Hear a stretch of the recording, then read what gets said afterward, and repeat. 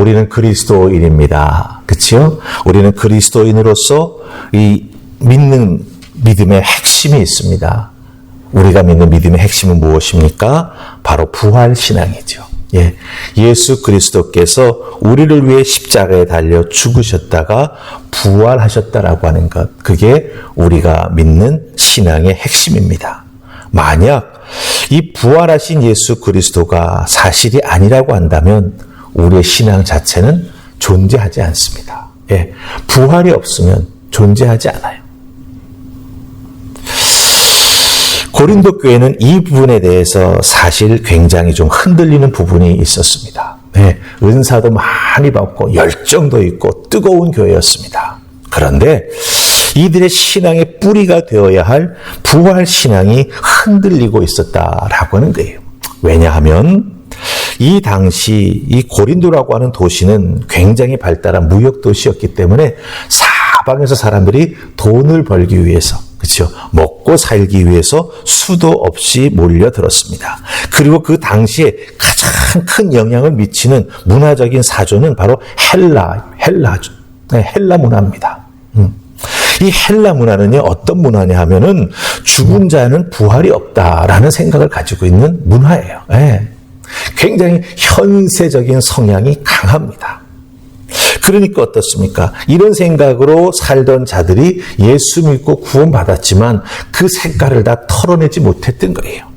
그러면서 그런 헬라주의적인 사고방식이 교회 안에 스며들기 시작하면서 예수 믿고 우리는 구원받는데 그 예수님은 우리의 죄를 위해서 죽으셨다 부활하셨기 때문에 사망 권세 이기신 분이라고 하는 것이 신앙의 뿌리가 되어야 하는데 죽은 자의 부활은 없다. 즉 내세는 별 관심이 안 되는 거죠. 현세가 중요한 거예요. 그러다 보니까 이 복음의 메시지가 흔들렸다라고 하는 거예요. 그래서 사도 바울은 오늘 말씀을 통해서는 이제 이 복음의 핵심이 되는 부활에 대해서 권면을 하고 그 메시지를 다시 붙잡으라고 말해주고 있습니다. 우리들은 어떻습니까? 여러분들 믿음 속에 예수 그리스도 분명히 붙잡고 계시죠? 우리가 믿는 예수 그리스도는 죽은 그리스도가 아닙니다. 죽으셨다 다시 살아나신 예수님을 우리가 믿는다라고 하는 거예요. 이 부분에 대해서 여러분들 오해 없으시기 바랍니다. 예수님 죽으신 것 맞습니다. 그런데 무덤에 머물러 다시 일어나지 못하신 분이 아니라고 하는 거예요. 3일 만에 다시 살아나셨습니다. 그 예수 그리스도를 우리가 구세주로 믿는 것이고 그 분의 십자가 보혈이 우리의 죄를 다 용서해 주셨다라고 하는 것이죠. 그런 의미에서 오늘 우리는 이 말씀을 통해서 내 믿음의 뿌리가 얼마나 견고한지, 내가 얼마나 복음을 잘 붙잡고 있는지 살펴보는 은혜가 있기를 주님의 이름으로 축복합니다. 자, 그럼 먼저 사도 바울이 고린도 교회에 전했던 복음의 그 핵심이 무엇일까? 네, 1절부터 시작해서 4절까지 쭉 나오는데 우리가 그 중에서 3절, 4절을 읽어보십시다. 3절, 4절 찾으셨습니까? 같이 읽습니다. 자, 시작. 내가 받은 것을 먼저 너에게 전하였노니 이는 성경대로 그리스도께서 우리 죄를 위하여 죽으시고 장사 지낸 바 되셨다가 성경대로 사흘 만에 다시 살아나사. 아멘. 예, 잘 보세요. 내가 받은 것을 너에게 전해 주었다.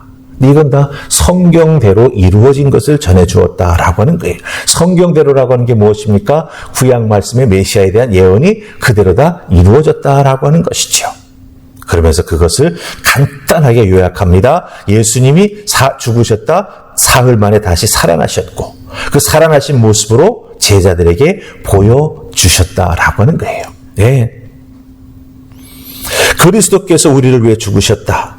우리가 받아야 될 죄의 형벌을 그리스도께서 대신 담당하셨다. 예수님은 실제로 무덤에 묻히셨다. 그런데 중요한 것은 예수님은 다시 살아나셨다라고 하는 것이죠. 네. 성경에 다 기록되어 있는 대로 예수 그리스도는 사망 권세 이기시고 부활하셔서 하나님의 구원 계획을 다 이루셨다라고 하는 거예요. 이게 복음의 핵심입니다. 우리는 신앙생활에 나아가면서 이 부분에 대해서 절대로 다른 생각 품어서는 안 되죠. 더더욱 의심의 생각 품어서는 안 됩니다. 왜냐하면 이것을 의심하고 이것에 대해서 믿음이 흔들리기 시작하면 모든 것이 무너져 내리기 때문이에요.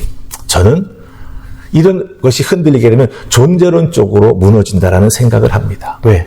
내가 주님 만나지 않았다면 나라고 하는 존재가 과연 가치가 있었을까? 그렇죠?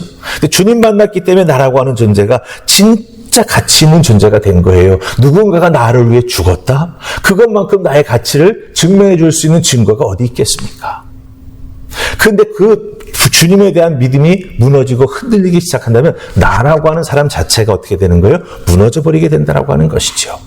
그렇기 때문에 여러분들 이 복음에 대한 분명한 이해와 믿음을 꼭 소유하시고 잃지 않기를 주님의 이름으로 부탁합니다.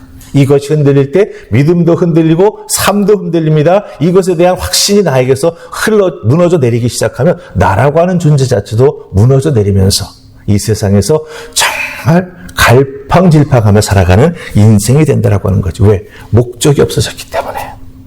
내가 어떤 사람으로 살아가겠다고 하는 그 목적을 상실해버린 우리가 되기 때문에 그렇게 된다라고 하는 것입니다. 그러게 여러분들 확실한 믿음 가지시기 바랍니다. 복음은 신화나 전설이 아닙니다. 실제로 일어난 우리를 위한 하나님의 구원 사건입니다. 이에 대한 분명한 확신 가지시고 신앙생활에 나아가는 여러분 되시기를 주님의 이름으로 부탁합니다. 아멘. 자, 이제 우리 5절 말씀 읽으십시다. 사도 바울은 고린도 교회 교인들에게 부활의 증인들에 대해서 이야기합니다. 이건 허구가 아니라고 하는 거죠. 네, 그것을 경험하고 체험한 자들이 지금도 살아있고 그것을 증거하고 있다는 건 왜? 확신이 있으니까. 네.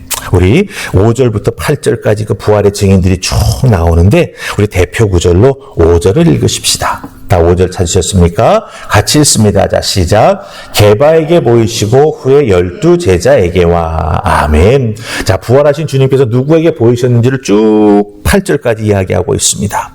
부활의 증인들을 나열해 주고 있지요. 게바 누구지요? 베드로입니다.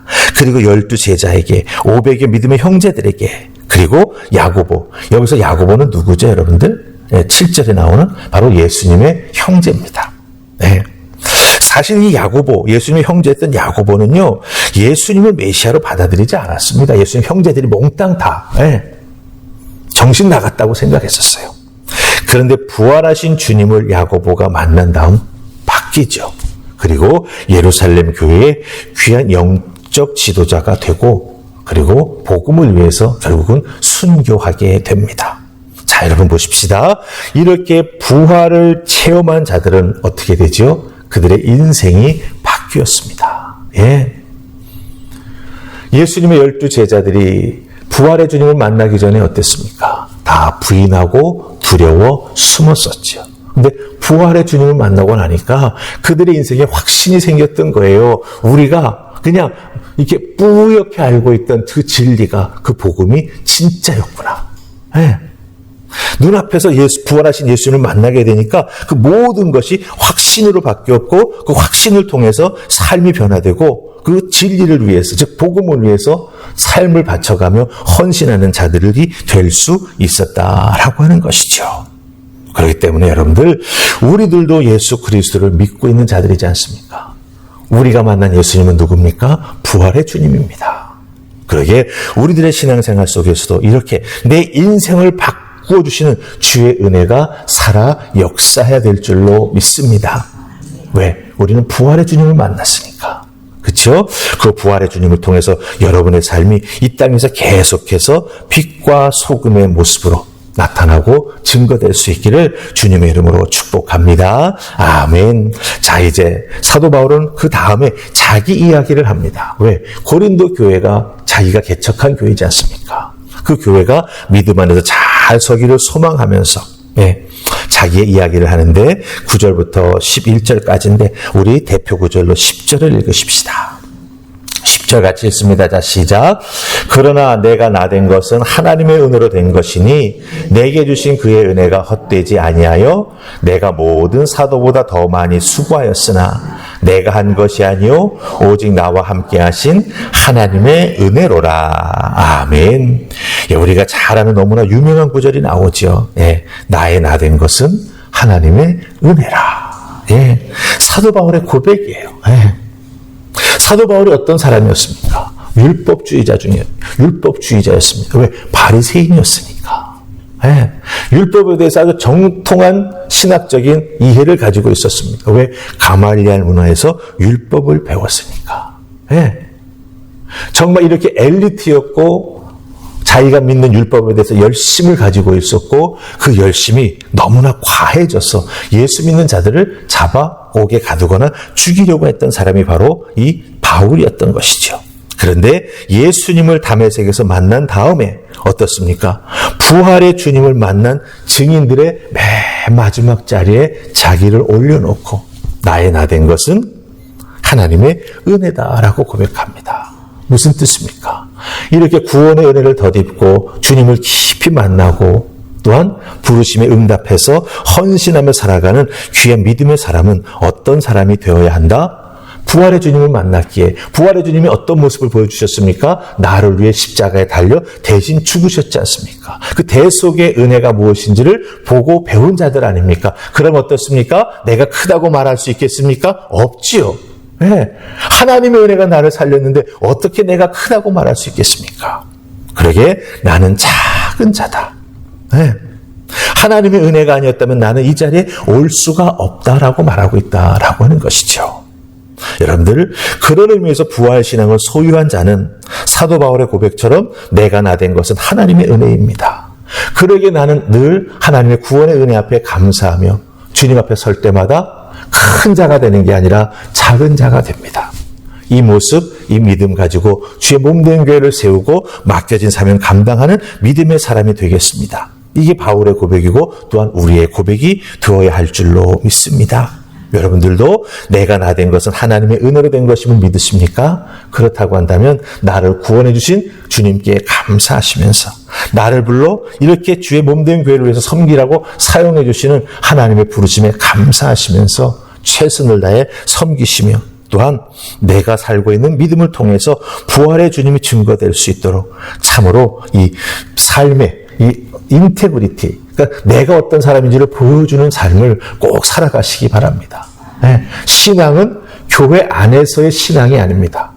교회 밖에서의 내 삶의 자리에서의 신앙입니다.